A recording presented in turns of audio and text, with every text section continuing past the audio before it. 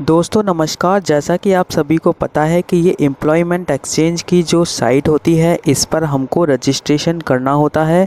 और आप सभी को बता दें ये गवर्नमेंट का एक ऐसा पोर्टल होता है जिसमें आप हर तरीके की जॉब जैसे कि प्राइवेट सेक्टर से रिलेटेड, गवर्नमेंट सेक्टर से रिलेटेड जो वैकेंसियाँ आती हैं वो डायरेक्टली इस पोर्टल पर भी आती हैं। और आपकी शिक्षा के अकॉर्डिंग यानी आपकी क्वालिफ़िकेशन के अकॉर्डिंग आप इसमें अपना फॉर्म भर सकते हैं। और आपके हिसाब से इसके अंदर काफ़ी वैकेंसियाँ आती हैं जो कि डायरेक्टली होती हैं।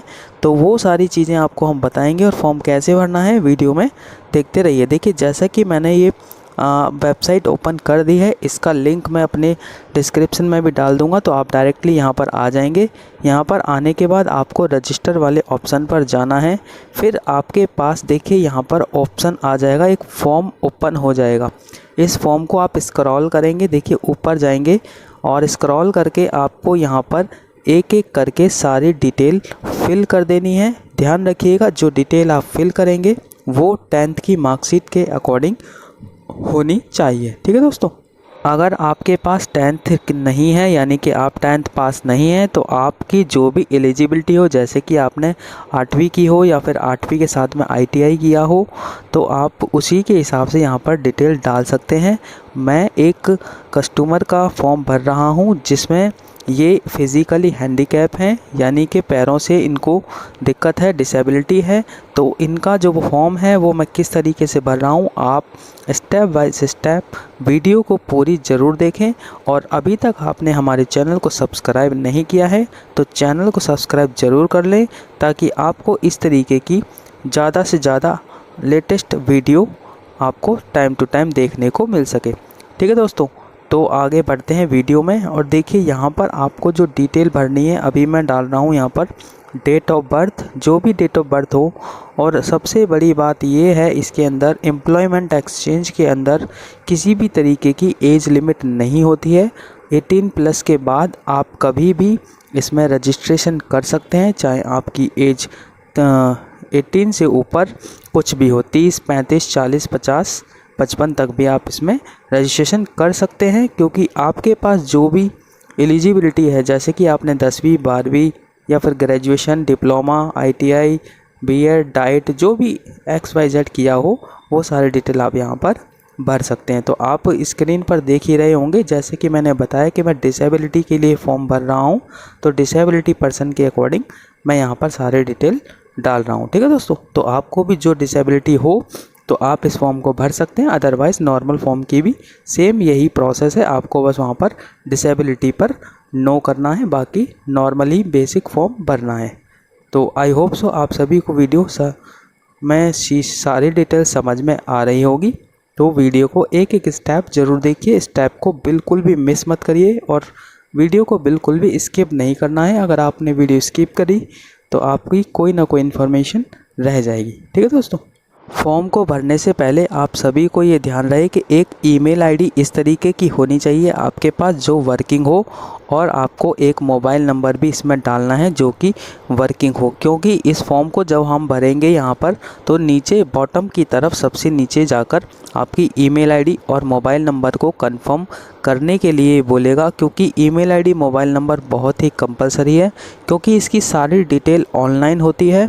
तो हमें इसीलिए इसमें ऑनलाइन रजिस्ट्रेशन करना होता है और इसको हम टाइम टू टाइम ओपन करके भी देख सकते हैं कि हम इसमें क्या डिटेल आ रही है, कौन सी वैकेंसी इसके अंदर है। इसके अंदर कॉन्ट्रैक्ट बेस की भी वैकेंसियाँ आती हैं। जैसा कि आप सभी को पता होगा DTC की जो जॉब निकलती हैं, DTC कंडक्टर की, दिल्ली में काफ़ी लोग इसकी एम्प्लॉयमेंट एक्सचेंज की वजह से दिल्ली में आज जॉब कर रहे हैं कंडक्टर की, जो कि बहुत से लोग सोचते हैं कि किस तरीके से इनकी जॉब लगती है। तो आप सभी को बता दूं कि एम्प्लॉयमेंट एक्सचेंज के अंदर आप सभी को अपना नाम दर्ज करना होगा।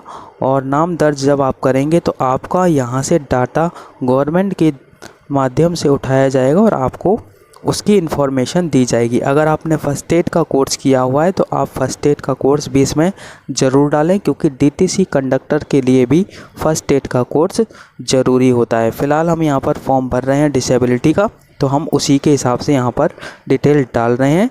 आप अपने हिसाब से अपनी एलिजिबिलिटी के अकॉर्डिंग आप यहाँ पर अपनी डिटेल डाल सकते हैं। साथ ही साथ आपको जो एड्रेस यहाँ पर भरना है, याद रखिएगा एड्रेस आपको आधार कार्ड के अकॉर्डिंग ही भरना है। आधार कार्ड में जैसे जैसे एड्रेस है उसी तरीके से आपको यहाँ पर पूरा मेंशन कर देना है। अपनी तरीके से कुछ भी एक्स्ट्रा नहीं डालना है। जैसा आधार में लिखा हुआ है आपको सेम एज इट इज़ वही इसके अंदर एड्रेस डालना है। ठीक है दोस्तों। इसके बाद इसमें देखिए क्या होगा, सारी डिटेल आपको जब भर लेंगे इसमें एड्रेस वगैरह आपको भरना है। परमानेंट और कॉरेस्पॉन्डेंस 2 एड्रेस हैं। अगर आपको लगता है कि आप रेंट पर रहते हैं और आपका कोई परमानेंट एड्रेस नहीं है तो आप अभी करंट में जहाँ पर भी रह रहे हों कॉरेस्पॉन्डेंस में आपको वो एड्रेस डाल देना है और परमानेंट में एक ऐसा एड्रेस डालना है जो कि आपके आधार कार्ड पर है और ज़्यादातर आपने हर जगह वो एड्रेस दे रखा है। और अगर कोई बाय पोस्ट कोई भी डॉक्यूमेंट्स आता है दिल्ली गवर्नमेंट की तरफ से या रजिस्ट्रेशन की साइट की तरफ से, एम्प्लॉयमेंट एक्सचेंज की तरफ से, तो आपके उस एड्रेस पर पहुंच सके और आपको वो एड्रेस, आपको वो जो डॉक्यूमेंट्स हैं वो आपको टाइम से मिल सके। तो आपको वही डॉक्यूमेंट वही एड्रेस डालना है परमानेंट में, और टेम्परेरी में आप अभी करंट में जहाँ रह रहे हैं वहाँ का एड्रेस डाल सकते हैं। ठीक है दोस्तों, आई होप सो आप सभी को ये चीज़ें समझ में आ रही होगी। अगर आपको किसी भी तरीके का कोई डाउट लगता है या आपको कुछ भी एम्प्लॉयमेंट एक्सचेंज से रिलेटेड पूछना हो या किसी भी तरीके की जानकारी चाहिए तो आप कमेंट सेक्शन में कमेंट भी कर सकते हैं। देखिए इसके बाद ये फॉर्म जब हमने कंप्लीट कर लिया, इसके बाद जैसा कि मैंने बताया आपको ईमेल आईडी और मोबाइल नंबर को कंफर्म करना होता है। तो यहाँ पे देखिए ऑप्शन दे रखा है गेट ईमेल ओटीपी और गेट मोबाइल ओटीपी। तो हमने यहाँ पर गेट ईमेल ओटीपी पे क्लिक कर दिया है। क्लिक करने के बाद ये हमें कह रहा है are you sure you want to click, यानी कि ये कह रहा है कि आपकी ईमेल आईडी एकदम ठीक है, देख लो। तो आपको वहाँ ओके करना है। फिर आपकी रजिस्टर्ड ईमेल आईडी जो आपने इसमें मेंशन की है उस पर एक ओटीपी जाएगा, वो ओटीपी आपको यहाँ पर फिल कर देना है। ठीक है दोस्तों। तो यहाँ पर मेरे पास अपनी ईमेल आईडी पर ओटीपी आ चुका है, तो वो ओटीपी मैं यहाँ पर इसमें मेंशन कर दूंगा।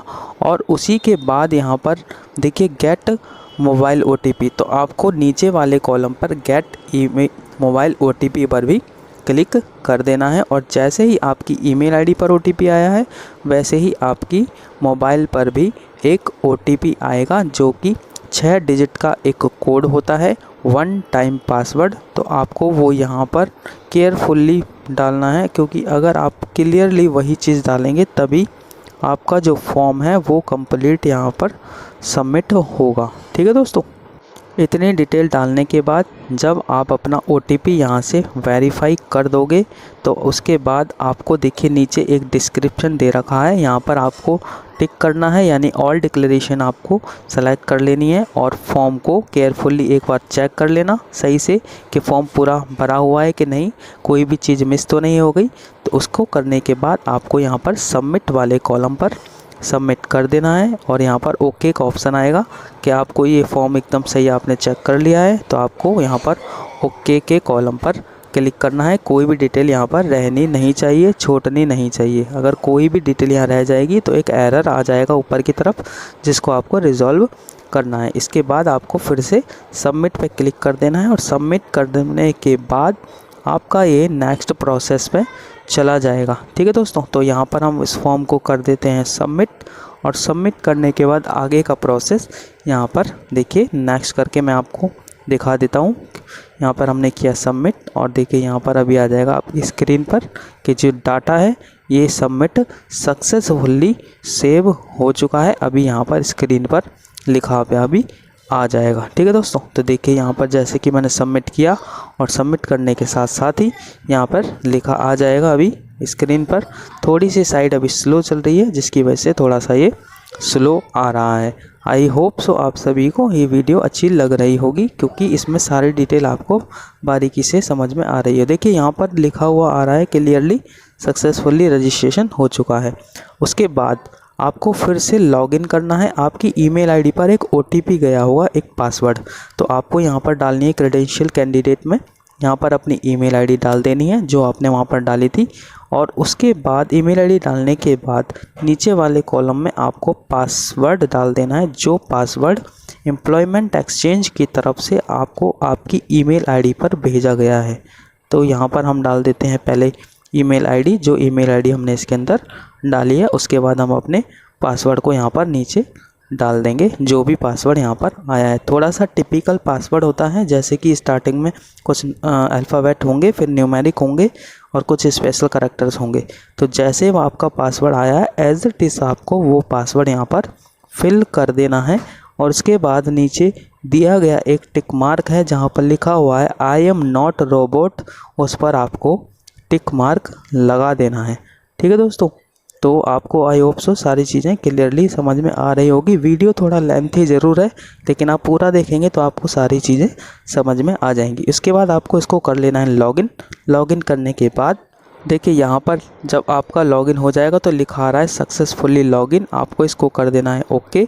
जैसे ही आप इसको ओके कर देंगे तो यहाँ पर घड़ी का कांटा घूमेगा और आपकी जो डैशबोर्ड है वो यहाँ पर आ जाएगा, जिसमें क्वालिफ़िकेशन वगैरह आ रही है। ये सारी डिटेल आपको यहाँ पर स्टेप बाय स्टेप इसके अंदर एक एक करके डाल देनी है। जो भी आपकी क्वालिफ़िकेशन हो, चाहे वो 8th हो, चाहे वो 10th हो, चाहे वो 12th हो, चाहे वो ITI या डिप्लोमा हो, आपको ये सारी डिटेल इसके अंदर एक एक करके डाल देनी है। देखिए यहाँ पर मैं डाल दूंगा यूनिवर्सिटी, जो भी आपकी यूनिवर्सिटी हो, 10th या 12th आपने जो भी की हो उसका यहाँ पर बोर्ड डाल देना है। उसके बाद इसके अंदर मैक्सिमम मार्क्स जो हैं वो मैक्सिमम मार्क्स आपको इसके अंदर फिल कर देना है। उसके बाद पासिंग ईयर यहाँ पर डाल देना है।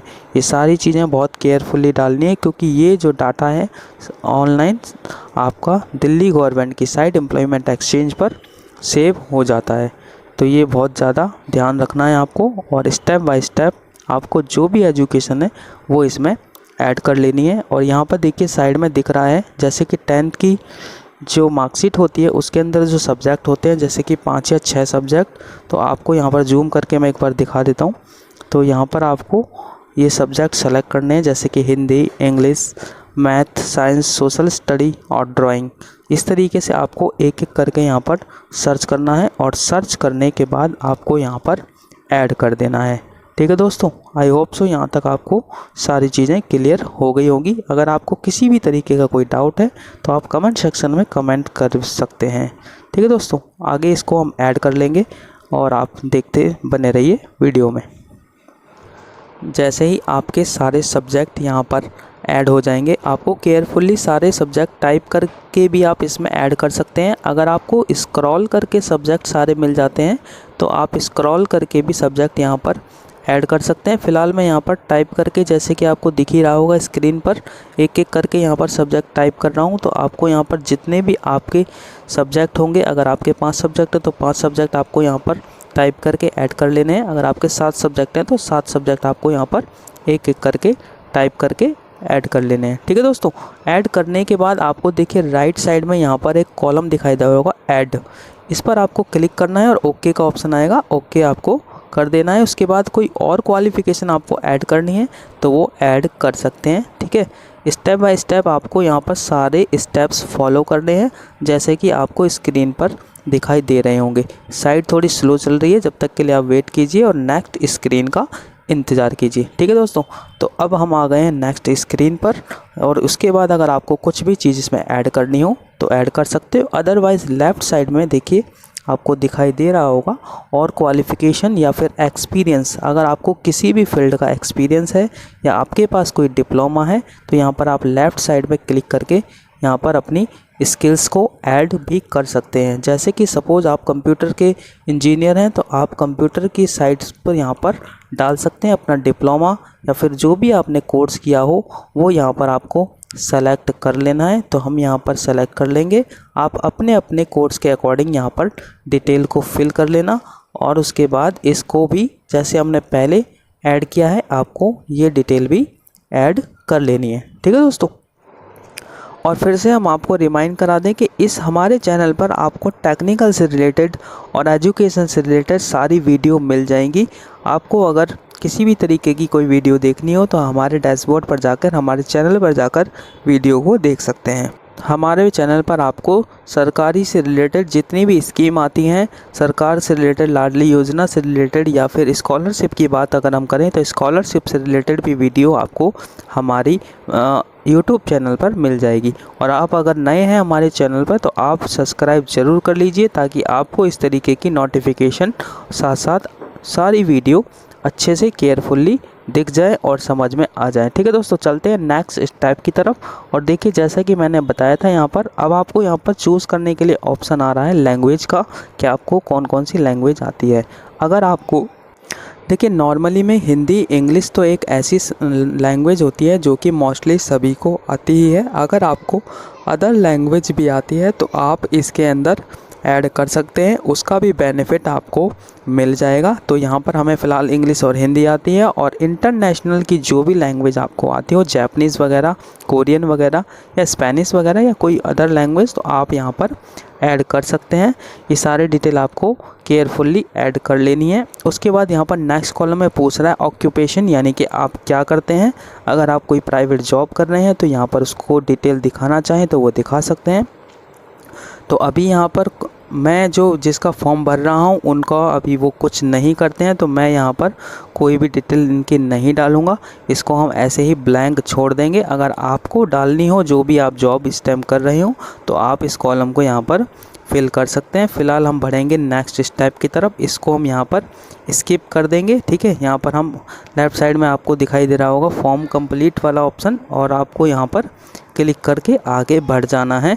और अगर आपको यहाँ पर डालना है तो डिटेल भी आप डाल सकते हैं। देखिए, रजिस्ट्रेशन सर्टिफिकेट पे आपको क्लिक करना है।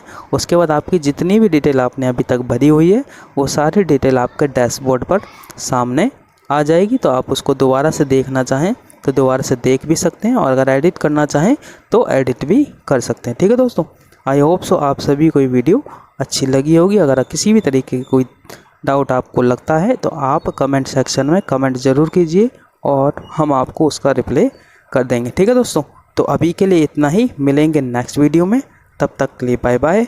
आप सभी अपना ख्याल रखिए और इस तरह से वीडियो देखते रहिए। धन्यवाद दोस्तों, मिलेंगे अगली वीडियो में।